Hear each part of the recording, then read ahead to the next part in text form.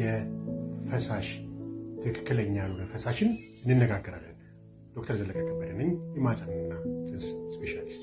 ባለፈው ጊዜ ስለ ኖርማል ወይም ደግሞ ትክክለኛ ፈሳሽ ምን አይነት ባህሪ ያለው በሚለው ላይ ተነጋግረናል።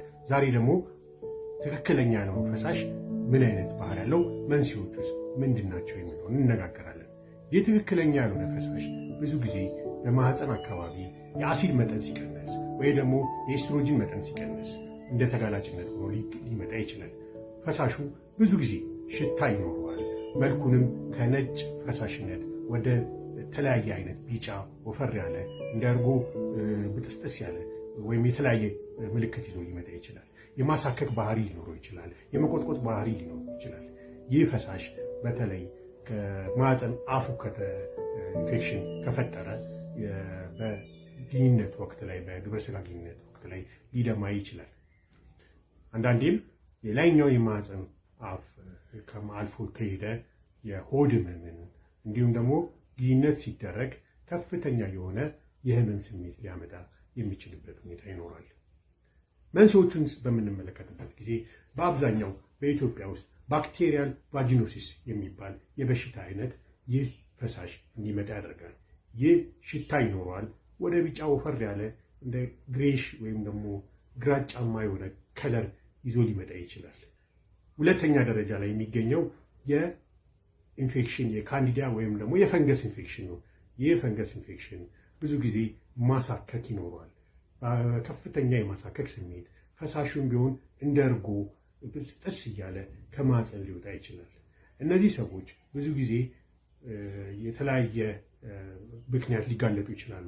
በተለያየ ምክንያት ለምሳሌ አንቲባዮቲክ በተለያየ ምክንያት የተለያየ አንቲባዮቲክ ከተወሰደ ለፈንገስ ኢንፌክሽን ሊያጋልጥ ይችላል። አልፎ አልፎም እርግዝናም ሲኖር ለፈንገስ ብዙ ጊዜ እርጉዞች በእርግዝና የመጠቃት እድል ይኖራቸዋል። የሰውነት መከላከል ኃይል ከኤችአይቪም ጋር ተያይዞ ከቀነሰ የፈንገስ ኢንፌክሽን ሊመጣ የሚችልበት ሁኔታ አለው።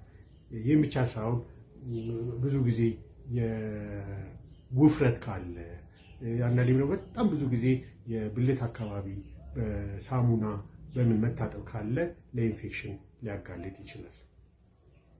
ከዚህ ደግሞ በተጨማሪ ከነዚህ ከፈንገስ ውጭ ደግሞ በጣም ሊያሳስቡ የሚችሉት እነ ክላሚዲያ ጎኖኮካል ኢንፌክሽን የሚባሉ ናቸው። እነዚህ ክላሚዲያ ጎኖኮካል ኢንፌክሽን የሚባሉት በአብዛኛው በግብረ ስጋ ግንኙነት ሊተላለፉ የሚችሉ ሲሆኑ በተለይ የላይኛው የማህፀን ክፍልን የሴቷን ካጠቁ ትቦ መዘጋትን፣ መሃንነት በትቦ መዘጋት የተነሳ ደግሞ መሃንነትን ሊያመጡ ይችላሉ። አልፎ አልፎም ካልታከመ በሆድ ውስጥ ምግል ሰርቶ የቲቦ ኦቫሪያን አብሰስ የሚባል ነገር ያመጣና በመድኃኒትም አልስተካከል ብሎ ኦፕሬሽንም የምናደርግበት አጋጣሚ ይኖራል። ስለዚህ ማንኛውም ሴት ከትክክለኛው ፈሳሽ ወጣ ያለ ፈሳሽ ካለ ሐኪም እንድታማከር እንመክራለን። አመሰግናለሁ ስለተከታተላችሁ።